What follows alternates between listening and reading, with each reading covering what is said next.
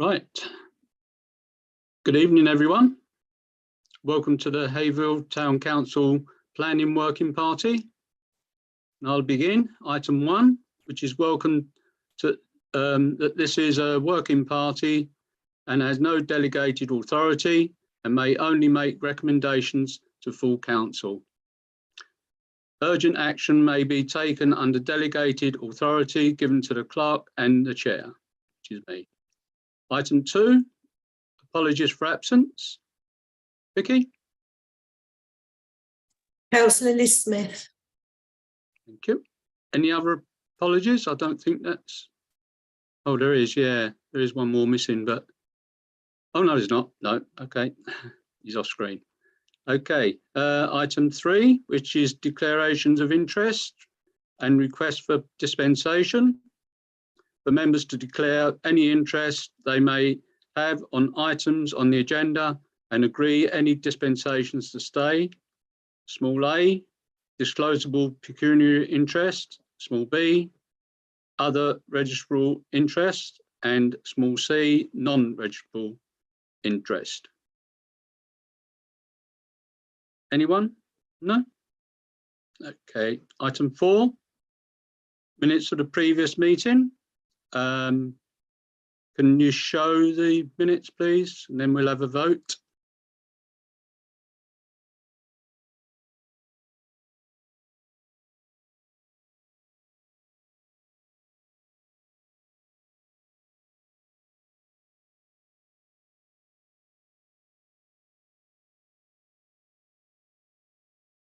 Okay.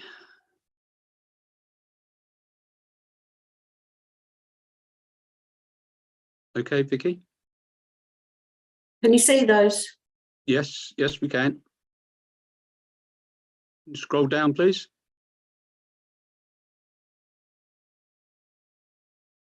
Thank you. 404, please.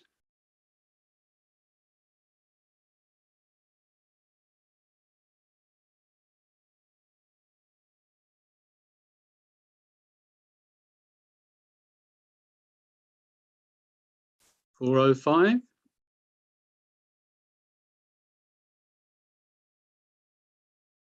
406.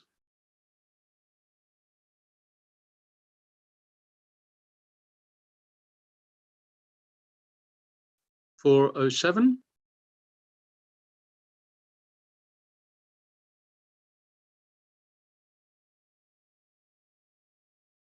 408. 408.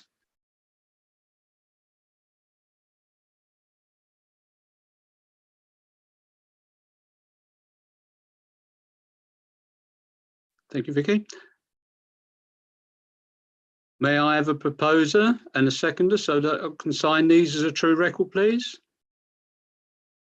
Councillor Stitchcombe, propose. Can I have a seconder, please? Councillor Dave Smith. All those in favour, please show. Thank you. Carried. Item 5. Any matters arising from those minutes at all? No? Okay. Item 6. Any members of the public at all, Colin? No? No. Okay, thank you. Item 7, to consider planning applications to West Suffolk Council. Application 1, which is DC 230052 FUL, ground mounted solar farm with substation, CCTV, boundary fence, landscaping and associated works. And this is from Mr. Lee Barrett, Euro API, solar farm, Rookwood Way. Is there any comments at all on this one? Councillor Smith? Thank you, Chair. Yeah, I've already commented this on the, because this is in my ward, raising concerns, the fact that although obviously solar power was fully in favour of solar power. The problem is it's on employment land. The objections I raised is the fact that we can ill afford to lose any more employment land, especially with the the Haverhill Research Park being turned over to housing, with the warehouses on the Haverhill Business Park employing very few people. We need all the employment land we can get. And having gone through the local plans, there's very few places we can actually identify as being suitable, and to actually lose more to whatever it's going to be, solar panels is worrying. I don't think it complies with the West Suffolk DM30, which says they've got to consider things like other bits of land first, and whether or not the benefits outweigh the loss of the employment land and various things like that. And I don't think it does. But as I say, we're getting all these extra houses in, but we're not getting the jobs to sort of for people to actually do, rather than having to go down the road to Cambridge. That's basically the angle I was coming from. Thank you. Thank you very much. Councillor Burns. I've got the same sympathies. Having been on that local plan working group as you have, Chair, as well, there is virtually no spare employment land in Haverhill. I thought it was a bit, I don't know if it was scandalous or very concerning. The Chamber of Commerce, Suffolk Chamber of Commerce, has written a great big supporting thing. We all know, this company is a member of the Chamber of Commerce, so I take that with a pinch of salt. But one of the things they quoted was the fact that this land has been vacant for something like 15 years or something. Well, we're desperate for employment land. Why have they not allowed, why have they not sold that off to somebody else who could have used it in that 15 years to provide much needed jobs? Now, they also say, oh, it employs 250 people. Yes, it does, but it's a massive complex for 250 people. I'd expect a couple of thousand people to be working there in a normal environment. So I understand they need this power. I understand it's obviously to save money and all this sort of stuff. And I understand about the green side of things. But it really does worry me that this is yet another piece of industrial land that we're going to lose to a solar farm for at least 25 years. Whereas, to me, they should have offered it to commercial interest outside. It's a difficult one. You obviously want to support them from a business point of view, but equally, I'm very disappointed that they've not done anything with this land for that period of time. Thank you. Councillor Brown. Yeah, I'd like to echo what Dave and John have said.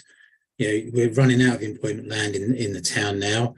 What's going to happen, as Dave correctly said, if all our employment land is used up, people have to jump in their cars. We're supposed to be building sustainable communities. If people have got to jump in their cars and travel to God knows where for work, we aren't building a sustainable community, and all the benefits of having a solar farm there will be wiped out by the amount of energy that would be taken by people running around the country looking for work. So I don't agree with it for that reason. And the other reason is there's a lot of solar farms around our area. There's one on the old airfield at the back of High Point Prison, huge one, taking up several hundred acres of agricultural land. West Suffolk is proud of its own solar farm. And there's numerous solar farms around built out of the way in agricultural areas. This is on a prime industrial site in a town that is running, rapidly running out of industrial sites. So I would like to propose that we strongly object as a town council, to this. And I've got sympathies with what they're trying to do there, but it's not in the right place. Thank you for that. So we have a proposal now to strongly object on all the points, that's very good points that's been proposed. And I fully agree with Councillor Brown as far as sustainability is concerned. Okay, can I have any other comments at all? Councillor Sitchcombe? It may be relevant, I don't know, to say that even if the climate for investment and development of industrial sites is poor at the moment, it's also relevant that that is our known stock of building land for 10 or 20 years down the line as well, isn't it? So and climate could change, couldn't it? We could suddenly find importing stuff is far more expensive than we thought it would be, as things develop, and for one reason or another. And we have to, Britain has to have more homegrown industry, and some of it may be in Haverhill. So just because the current economic climate pushes in one direction, I don't think that's the reason for allowing this through. Thank you. Another very good point. Okay, any more want to talk on this at all? Okay, can I have a second for Councillor Brown's proposal? Councillor Sitchcombe, second. All those in favour, please show. Yep, that's carried. Thank you. Application 2, DC 22-2143, 8 residential units, and this is from Mr. Mohammed Rahmani. It's land at Empire Yard, Brook Service Road, Haverhill. Councillor Burns? Well, obviously this is a reconsultation, because you've already commented on this previously. Nothing has changed as far as I can tell. They were asked to specifically answer the queries that this council had made, and they've not done so, other than perhaps putting it through documents. Now, I went into Boots the Optician on Saturday. I was astounded to find that they'd not been told about this development, considering it's going to majorly affect them. They have, one of their staff has now put an objection into yesterday, because I left them with some plans. I didn't actually speak to them very much, they were busy, but I just left them a copy of the drawing and where to look at the whole thing online. Basically, as I said previously, there is and I know it's not a planning issue, and I said this to Charlotte Ward today. The area that they've classified as garden actually belongs to the landlord of the Boots the Opticians. Boots, as a tenant, has a right of way to drive over that land and park their vehicles on that concrete bit at the back, which I knew anyway. So I've asked the West Suffolk planning officer to actually talk to the applicant and find out what they think they own and what is really owned, because I said the problem is you can apply for anything on any bit of land you like. The problem is if they come in with some good plans and the planners say, yeah, that's great, and then they start building it without actually asking any questions, these people are going to be really upset.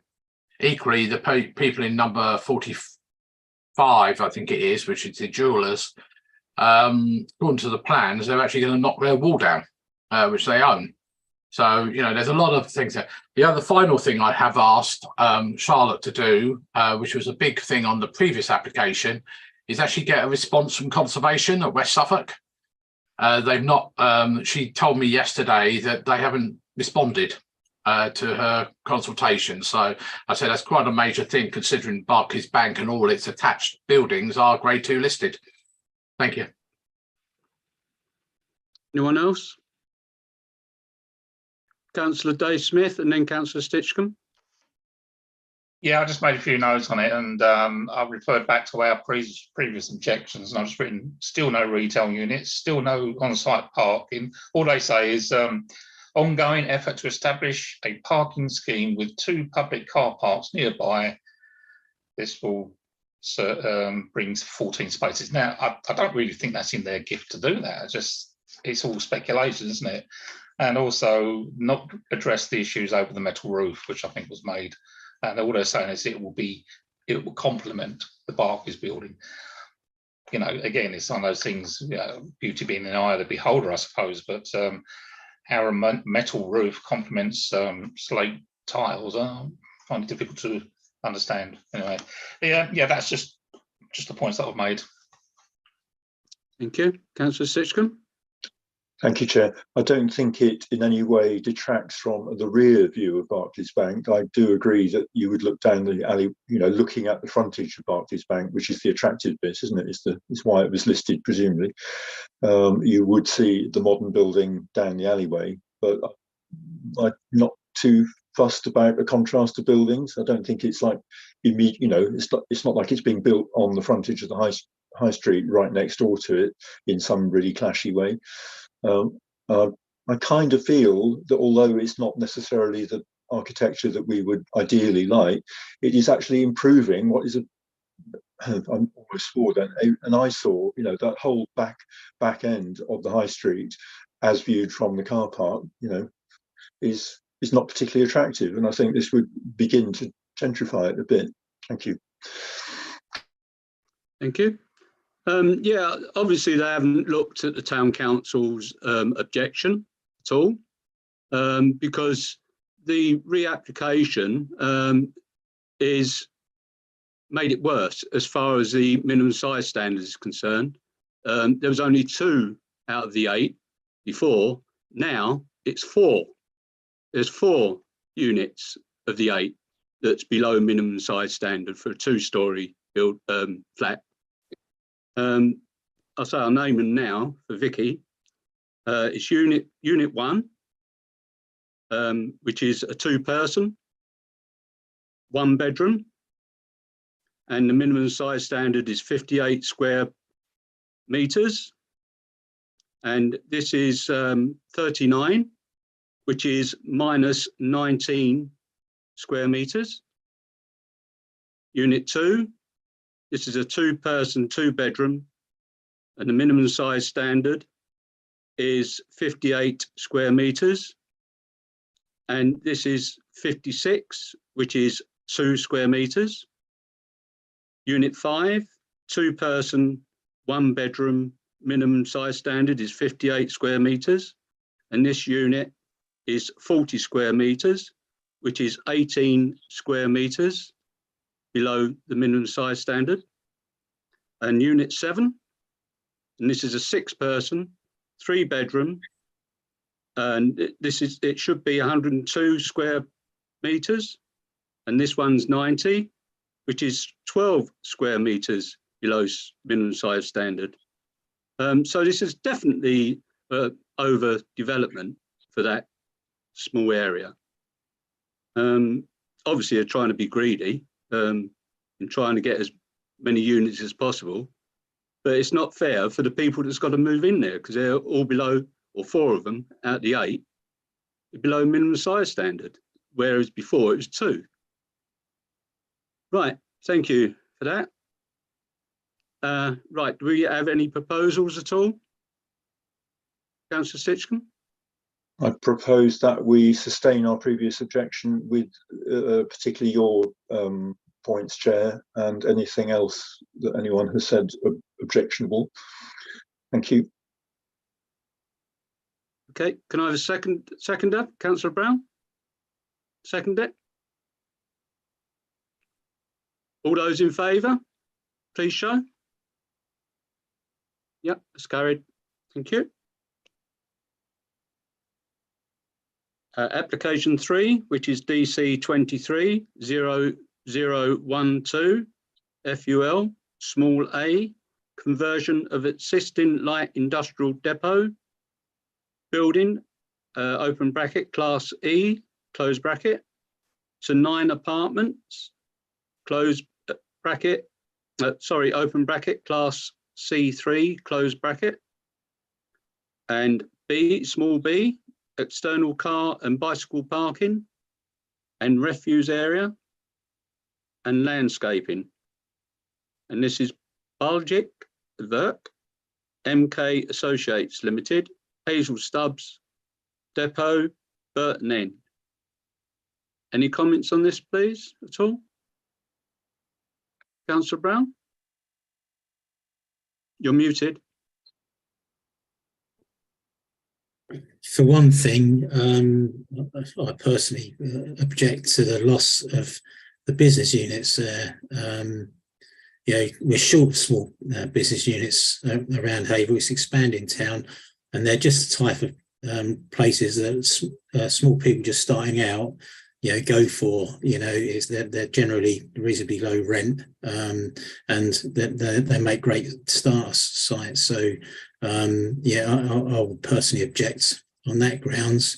Also, it's not a very sustainable location there anyway. I don't think there's a proper bus service there. The only way that people will get into town, etc., is by car. I noticed on there they said they could walk from there to the town centre in 20 minutes. Well, I'd like to see that.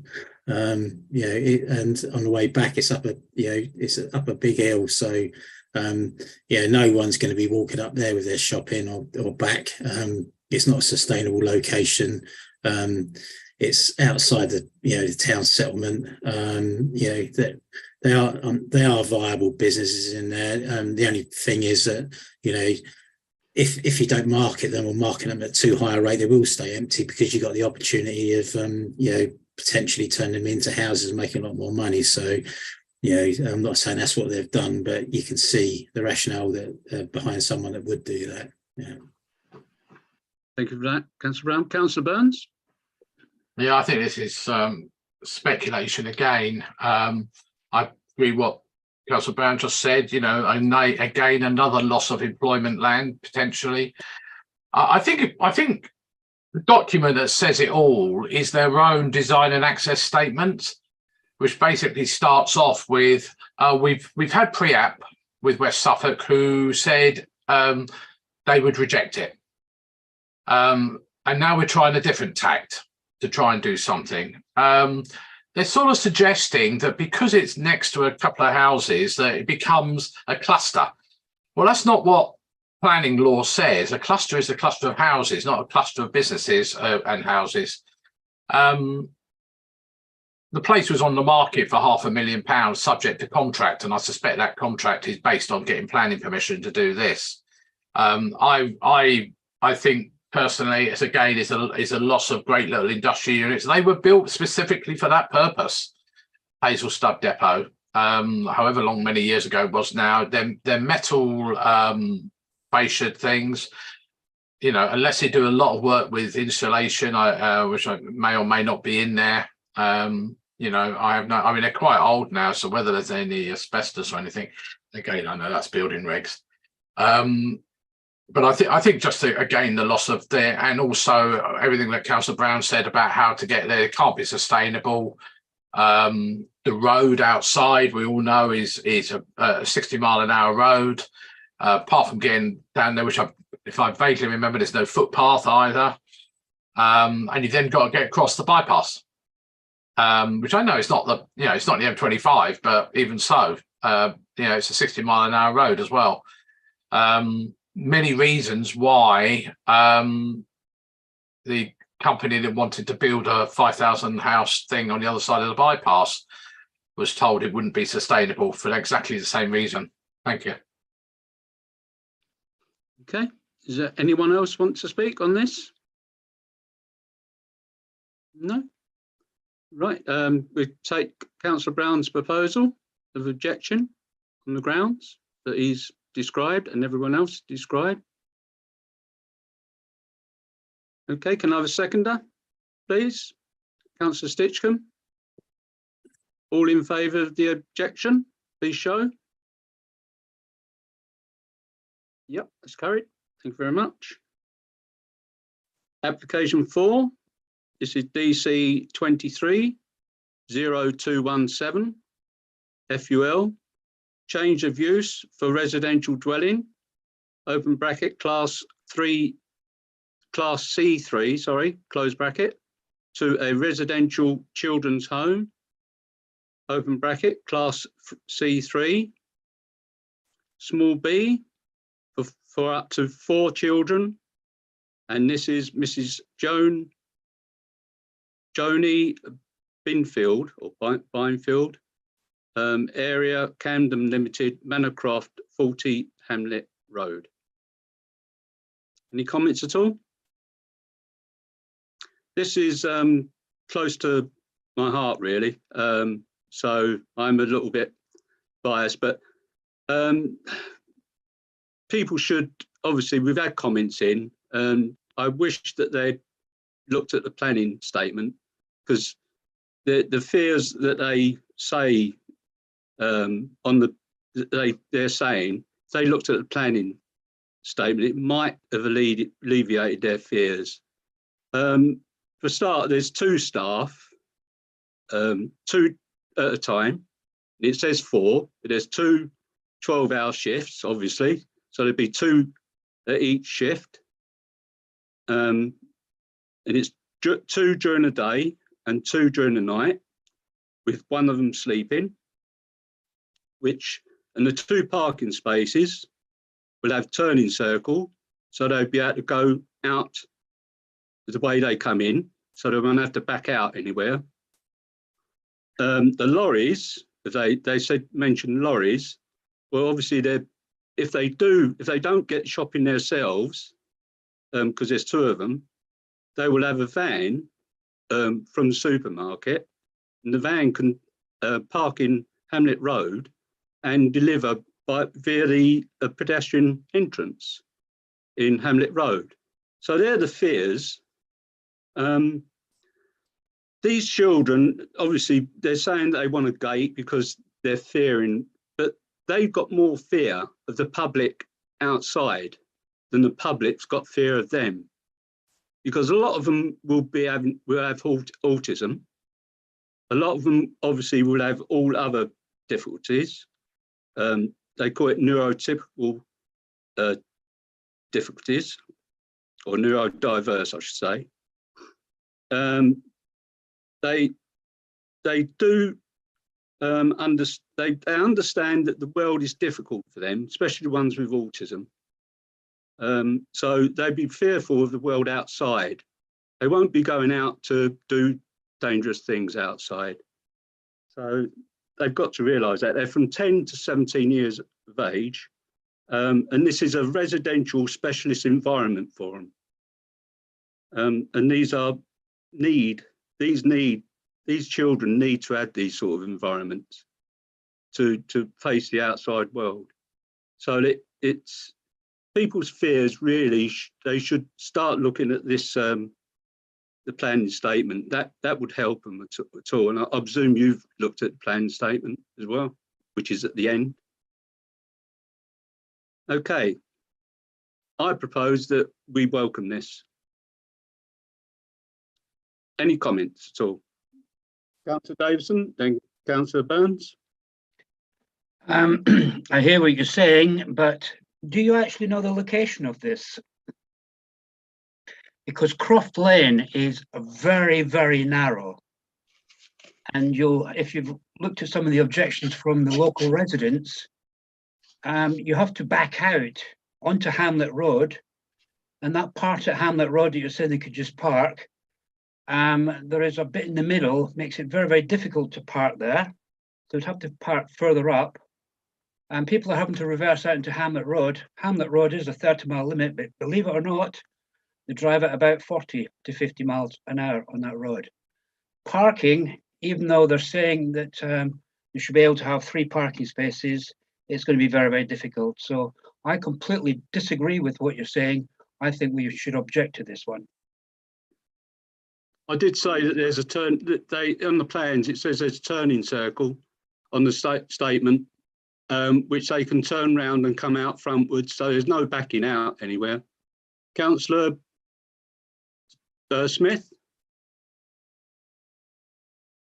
Yeah, there seems to be 2 different reasons for an objection. One is because of some fear of what the residents are going to do, which I think is unfounded. And the other one is regarding to traffic. Now, surely it's already being used for in and out traffic, so I can't see what would make it any worse? If anything, if what you're saying about the turning circle, that would make it better. So I can't see.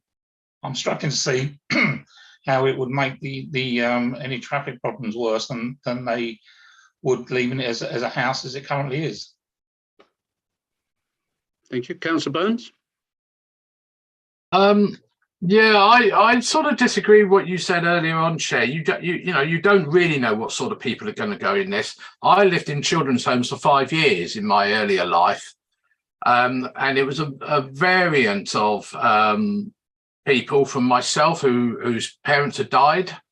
We had a few people like that. I lived in various size ones, from a conventional house to a 16th century mansion in Denham in Buckinghamshire.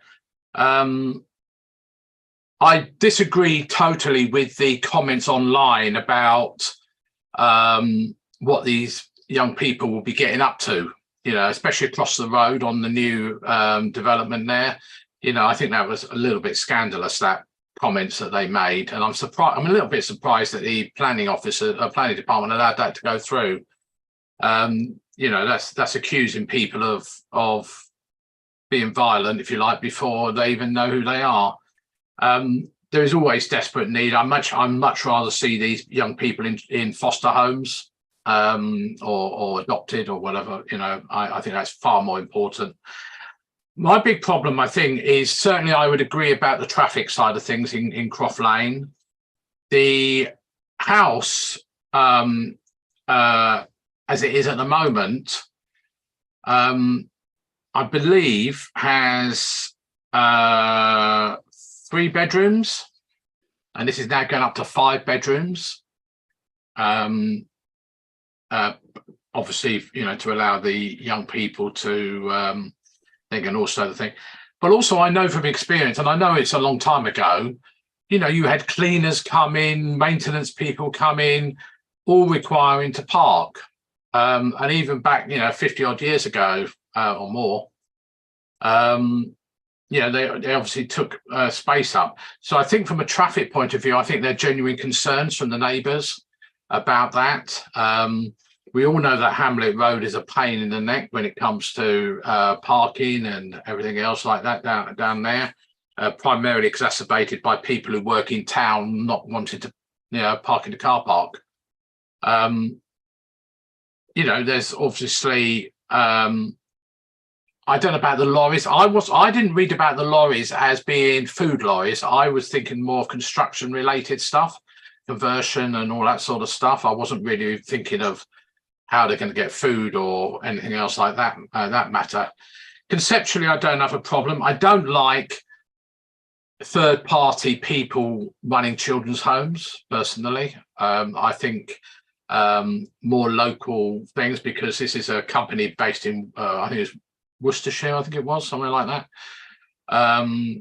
They may well have local people here, but it's always, they also mentioned something about, I think, and I don't know where it was, maybe it was in their planning statement, about not only having 2 members of staff, but also a full-time residential manager as well, if I vaguely remember. The home will have a full-time registered manager and always 2 support workers. So that's 3 people on site to start with. So I think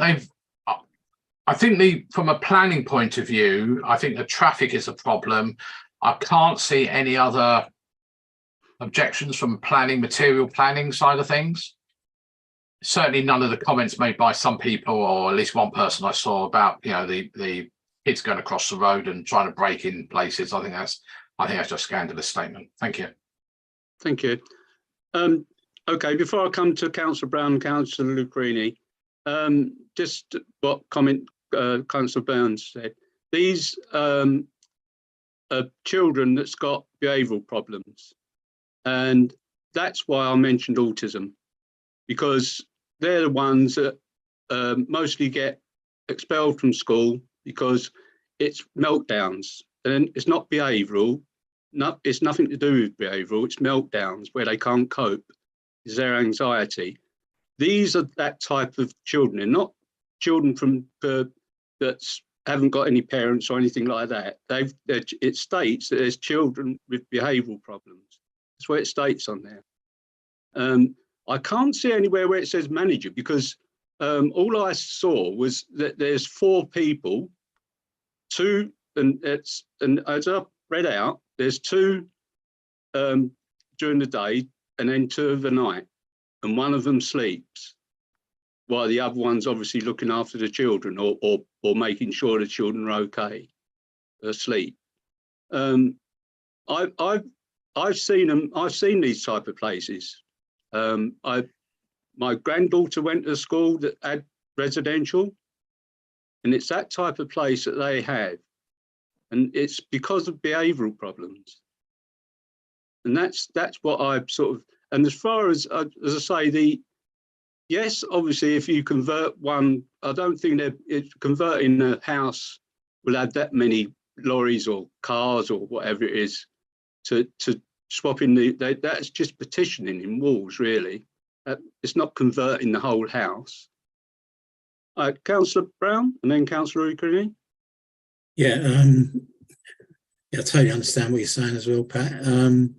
But I couldn't work out. I know I read their design statement, and so it was saying there's 2, possibly 3 people there during the day if there's a manager comes in. I wasn't quite sure on that. Yeah, but I couldn't see that. But when they change over shifts, that means there's going to be an additional 2 cars come, so it could potentially be 4 cars. I couldn't see from that drawing how that turning circle would work. If it was empty and there's no cars in it, I could see it sort of working. But if there was actually cars there, I couldn't actually see it working. So I've got no problem with the concept, what they're trying to do, but I think it just doesn't stack up on the parking side of things. It just, it's trying to squeeze, a quart in a pint bottle. It looks to me. It's down that side there. I mean, I did have a look at it when I bike past it on Sunday, and it does look like they've got to do quite a lot of work down the side of that house to put that parking area in, because it's raised from the Croft Lane. So they are going to be restricted on how, why they can do it, because obviously the lane is lower, and then they've got the house, so I can't see them managing to expand it in any way. So they've got what they've got there, and I can't see it working with, potentially the amount of cars that could turn up. So you could work on 4 cars turn up. They've got to sort of do a quite complicated little thing coming off of Croft Lane to get in there. So I've got no problems, no issues with anything, but if they can sort that out, that's absolutely fine. But I just don't see it working to their design and access statement. Okay, Councillor O'Kearney. Yeah, like I said, I'm really supportive of the idea. No problems at all. I completely disregard the comments from the house over the road. They should be withdrawn. I've looked the company up, and their other homes seem to be rated outstanding by Ofsted, which is great. It is the parking. I already really feel for the residents of Croft Lane. They're often emailing me trying to get double yellow lines put on Hamlet Road, because it's very difficult to get out of. Unfortunately, I haven't been able to achieve that for them, and that's probably not going to happen anytime soon. In terms of getting out of them spaces, that's going to be very difficult. Croft Lane is really tight. I just can't see how it'll work. And as Tony was saying, a lot of changes need to be made to get them spaces put in. I just don't think that's viable. The parking is going to be the real issue. Okay. Right, can I have a proposer then? Councillor Sitcombe, sorry. Thank you, Chair. I haven't seen a statement other than the planning statement. I'm using John's site rather than the council site.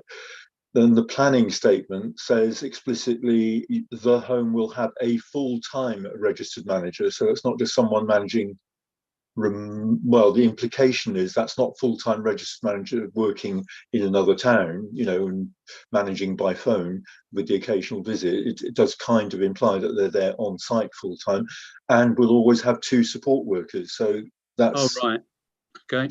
that's where that comes from. That's where anyone who's come across the idea of a manager comes from. It comes from the planning statement. And actually, I'm not sure where you picked up autism from, Chair. Not that I'm saying this couldn't be the case, but No, that's just my comment. That was just my comment. I haven't definitely not picked that up. Well, let's just go back to what they claim. I mean, again, they're going to get planning permission. Once they've done that, they're not going to be held to any particular type of client, aren't they? They'll take whoever presents who they fancy taking. But hold on, I'll just stop you there. They said in their plan statement that they've got behavioural issues. So it's that's what I'm going to issues. That's what I'm going to speak. That's exactly what I'm going to speak to. But I'm saying, you know, that they could take on a certain sort of behaviour issue and then actually deal with it. Claim that they're going to take on one and do something different. But I'll quote from the planning statement. Well, we provide. This is what they do generally. Again, is it what they're going to do on that particular site if they get permission? We provide a therapeutic parenting model of care for children that have often, not always, experienced significant trauma in their childhood. Now, Chair, you will know, because your extensive knowledge of autism or about autism, that actually sometimes children can be autistic and then traumatized because of the failure of people around them to understand their autism. But this trauma in general could be, you know, from childhood abuse, couldn't it? Actual deliberate abuse in some cases. And yes, then it says, and our skilled staff look beyond the presenting behaviour, in other words, whatever kicks off, to address underlying emotional needs of the young person. So it's potentially quite a mixed bag. And I'm not saying autism couldn't show up in there, but they're particularly talking about trauma. So I don't think we can assume that autism will show up there. And I'd also like to say I utterly agree that I don't really see any turning circle on any plan I've looked on. I can see place for parking with some space to access that parking. But I mean, if this was a housing development of some sort from you, we would expect to see turning circles drawn. So I think we definitely want to object that it doesn't appear that there's proper parking access, and we would expect to see plans with turning circles actually drawn on, engineered turning circles drawn on. Thank you. Yeah, as far come to Councillor Greeny, yeah, the thing is, when young children that age, especially adolescents, find the pressure of schooling, for instance, or their peers find them different, they get pressure from the schooling system and from their peers, and then when they get home to their parents or whoever is looking after them, they feel it's a safe place, and that's when all the problems come out. They can do many different things, violent things and all sorts of things, but they normally do that where there's a safe place, as they feel a safe place. I'm only experienced with children with autism. That's all my experience. As I say, I was a governor at the Churchill School. They had the same, whereas boys especially had, you know, meltdowns, as I call them, in the school, and not often with girls. Girls often do it when they're at home in a safe place, but they do have meltdowns, and that's where the behaviour side is people say that's a behaviour problem. Councillor Lucrini, and then Councillor Brown. I think it was John that had his hand up. Oh, sorry, I thought it was you. I apologise. Councillor Burns, and then Councillor Brown. Thanks, Chair. Yeah, I did put my hand up, but that's fine. That's all right, don't worry. Yeah, I'm not going to going about what the kids are doing. When I remember 50 odd years ago, all the kids had different reasons for being there. Some were behaviour, some were like myself, some had suffered what we now know as domestic and sexual abuse. So I always remember that going on. So, it was a scandalous thing. As I mentioned, I lived in homes that only had 2 people right up the way to 50 kids. But in terms of the parking, I just had a quick look at the old parking standards again. And it's difficult because they don't obviously cover children's homes per se, but they do cover residential care homes, which not quite the same thing, because you normally talk about more intensive care type stuff. But they say there has to be 1 parking space for every member of staff, plus 1 for visitors. So in theory, that should be 4. And just to reiterate what Councillor Stinchcombe said, just to let you know, it's the penultimate paragraph on the planning statement that has about the residential manager. I have to admit, I read it twice and didn't pick it up till I read it the second time. Thank you. Thank you for that. Councillor Brown? Yeah. Councillor Smith? Yeah. As I say, no one's got, from what everyone's spoken on this matter, no one's got an issue at all with what they're trying to do there, Pat, not at all. Actually, it's going to be good stuff.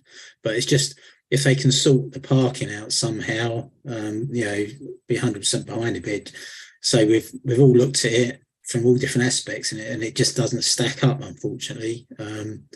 And it's not like they can park somewhere close and go there. Hammett Road's quite a busy road, and there's normally parking all the way down there at certain times of the day. So it'd be good if they could go away and somehow come up with a better parking arrangement. That as John says, it should be around about 4 cars. Because when I looked at it, there could be potentially 5 cars there at the same time. I don't know what happened there.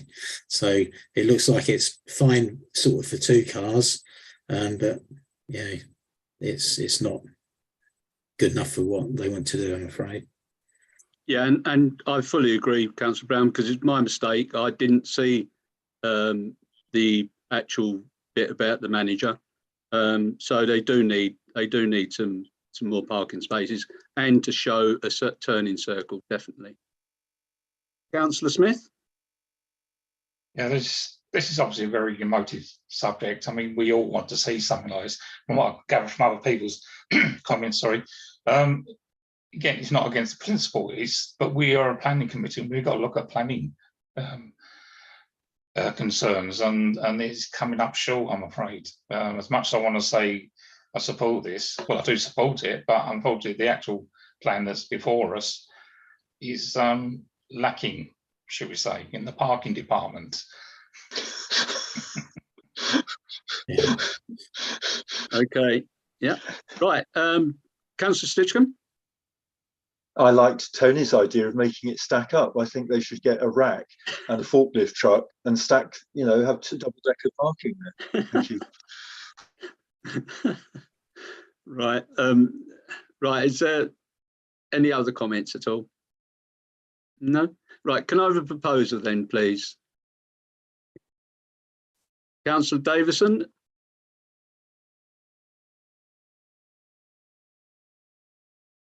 Councillor Davison. Yeah, as I proposed quite some time ago, that I object on parking. Thank you. Okay. Can I have a seconder for that, please? Councillor O'Kearney? Yeah, I'm happy to second. Can we just make it 100% clear in our comments, though, that we are supportive of the idea? Ah. Well, doesn't that seem a bit odd, objecting and then supporting it? No, because I think as a committee we are 100% behind the idea of this home, but the parking needs to be sorted. Yeah. So you object just on the parking then, or is that Yeah, what you so mean? as Bruce said, we're objecting. Councillor Davison? Yeah.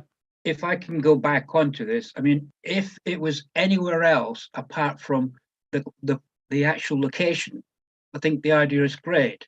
It is the wrong location because of Croft Lane and Hamlet Road. So once again, we're objecting because of the location, the parking, there isn't a turning circle.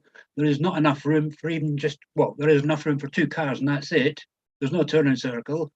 So basically, we're all agreeing that, you know, the reason for the children's home or whatever is good, but it's the wrong location. Unless they can sort the parking out, and I don't see how they can sort the parking out, apart from taking the whole of the front garden out, which would really be a massive big job, taking away a pond, etc., etc. I can't see it working. Thank you. Okay, Councillor Sitchcombe. I don't see there being a problem with saying we object on the stated grounds, but then having a further comment that says, and by the way, we are perfectly supportive of the principle of having, you know, the development. It's just, it is only the parking. I can't see that is contradictory at all. Thank you. Councillor Davison said that it's in the wrong place. Councillor Sitchcombe. It isn't necessarily, if they do, if they find the cash to completely propose to re-engineer the front garden, that's down to them, isn't it? But they haven't done that yet. So I'm quite happy to say, I don't know if we can't be telling someone applying for planning permission that you'd have been fine if you'd asked for it anywhere else but here. What we can say is we object. I utterly agree. We object on the grounds of the parking and turning circle, and leave it up to them to decide what they're going to do. They can go somewhere else, or they can spend an extra £250,000, you know, re-engineering the front garden. You know, providing we're then happy with what they propose. But that doesn't stop us saying that we are supportive of the principle of such a development in that neck of the woods, kind of thing. We're saying that the objection is to the parking. Okay, Councillor Smith, then Councillor Brown. Yeah, I think we do all the time. We still show support or opposition or neutral, and we make comments. There's nothing wrong with that at all. So can we just move to the vote, please? Yeah. Right. Okay, Councillor Brown. Yeah, one quick thing. I say, to be fair, the location isn't, you know, bad at all. It's in Hamlet Road. There's a bus stop outside. It's a short walk up to the town. So the location isn't wrong. But what they're trying to do there, yeah, with the parking issues, it is wrong. So it's the parking issues, but wish them well with what they're trying to do. So okay, was that right? Okay then. We've a proposer from Councillor Davison, and we have a seconder from. Oh, do we have a seconder? Okay, yeah, Councillor Ukraini. Sorry, yeah. All those in favour, please show. Okay. Okay. Yeah, that's carried. Thank you. Right, back to the agenda.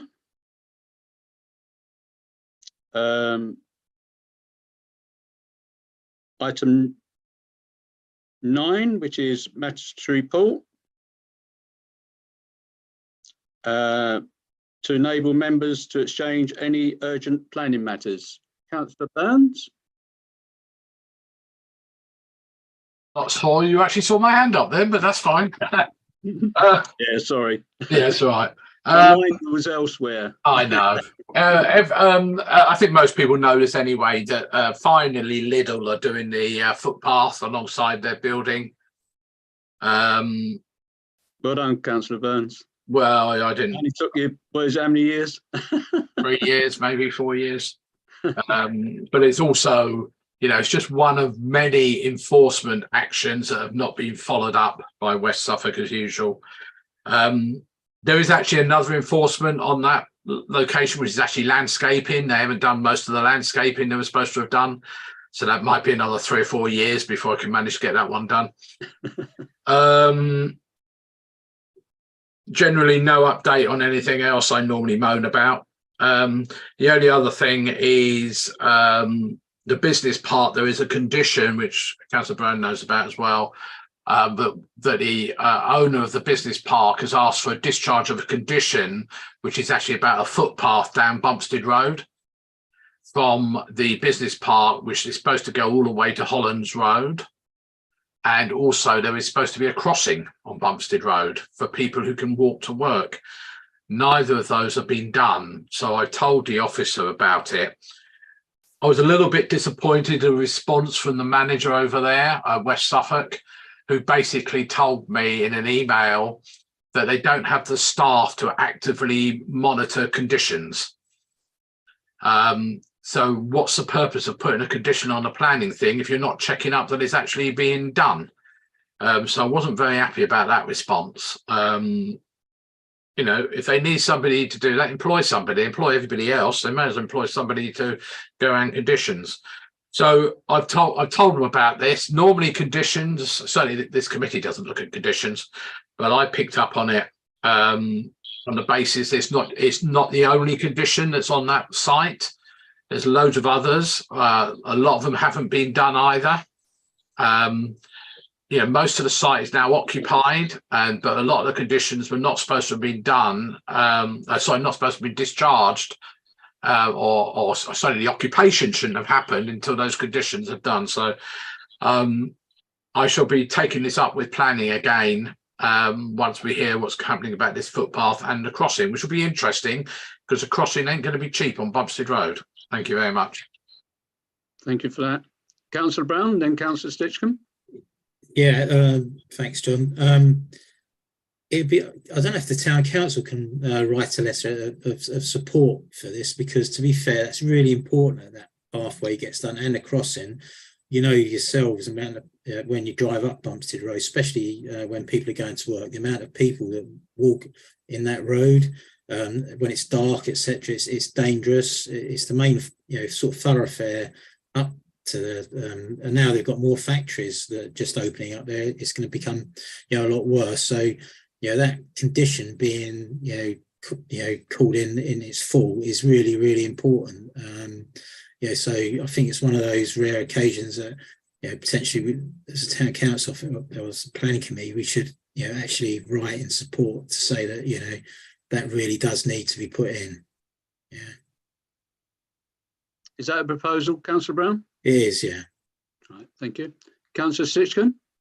I'd like to second that. I'd like to phrase any such letter really, really strongly, that we insist that it be enforced. Not just saying, please enforce it. We insist that it be enforced. I know that doesn't really have any power other than we're being forceful about it, which I think we need to be. I agree that monitoring a condition is something slightly different from monitoring the state of the highways, which does anyone actually actively monitor the state of the highways? I mean, I suppose people driving from one pothole confirmation to another might happen across something and accidentally inspect it on the way, but I don't think there's any systematic driving around of the highways anymore, within Suffolk. So how does that work? Well, people notice problems and report them, don't they? The public are now, and us, we're part of the reporting system that makes sure things get attended to. So, John has very kindly slogged away at this, and he and we are now being like pothole spotters, aren't we? So it's not unreasonable to then expect to see the council to actually, when we've reported it to them and John has kindly thrust it in front of managers, it's not unreasonable for them to actually do something. Okay, they can't routinely be checking up on everything, but this is different. So if a bit of that could go into the letter as well, I'd be very happy. Thank you. Okay. Councillor Burns? Yeah, just to reiterate, this is not a highways issue as such. This is a West Suffolk planning issue. On the basis it's a condition that was done on the outline permission, which I spent a long time working on back in, I'm going to say probably about 15, 16, I think it was. And that was one of the things that we put in there to make sure that people could, they kept going on about sustainability and being able to actually walk to work. We all see people walking up there in the night time. It's bad enough they don't have lights on bikes and wear dark clothing, but equally they have to walk in the road a lot of the time. But it's just generally about conditions that, most conditions, as I say, don't come to committee. You probably don't ever get to know about them unless you subscribe to the West Suffolk planning system. And and get stuff there. I tend to look at all conditions, particularly on large sites, to make sure that they're not trying to do things through the back door. Now, I'm not necessarily blaming the developer here, because obviously it's a completely different developer to the person who got the conditions, all those things ago, but they equally should be looking back through that condition and saying, oh, you know, it talks about a crossing here. What are we going to do about that? So it'll be interesting to see what comes back from the officer. The discharge of conditions generally and this particular condition are two separate people. So I am talking to the planning officer who's looking into this for me. Hopefully they'll come back with some good news, or, you know, or something anyway. Thank you. Thank you. Is this part of the 106 agreement conditions, or is it separate? Oh, it's part of that. Yeah, we've got to be careful because we lost a lot, haven't we? You know, finance, that is. So we've got to thank you, Councillor Burns, for, you know, keeping track of it, because we obviously we tend to lose track and then lose the finance for it. So just to reiterate, Chair, it is actually a planning condition. Right. But so it's not actually an S106 as in a financial side of things, but it's a commitment as a planning thing. So there is a financial aspect to it as well. Okay. Right. Thank you. Okay. Councillor Brown? Yeah, we was going to have a vote on that, wasn't we? I think. Yeah. Okay. Yeah. Councillor Brown's proposed that we write a letter to the relevant planning officer or whatever it is. I got that right, Councillor Burns? I would write to. I suspect we should write to. I'm just thinking whether you should go to Rachel Armand, who's service manager of planning. Yeah, service manager of planning, Rachel Armand, I think is best person. Anyone else to seek to copy in at all? Would be helpful. Who's the director of planning? Is it? That's Julie Baird, I think, isn't it? Yeah. Yeah. Julie Baird, maybe.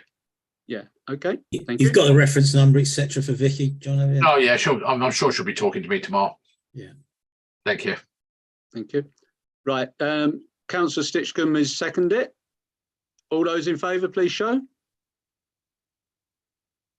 That's it. That's carried. Thank you very much. Right. Item 10 is dates of next meeting. Meetings. Sorry, this is for your diary, which is on the 7th of March and the 20th of March. Vicky. You're muted, Vicky. So you'll notice that this is actually next week. I'm not quite sure what happened, but we do have a couple of planning applications that don't make that have got consultation expiry dates before the 20th of March, which I've asked for an extension for, and one was turned down. So if you are happy to meet again next week, we will have something to discuss, unless it's under delegated powers. Right, it's up to the committee.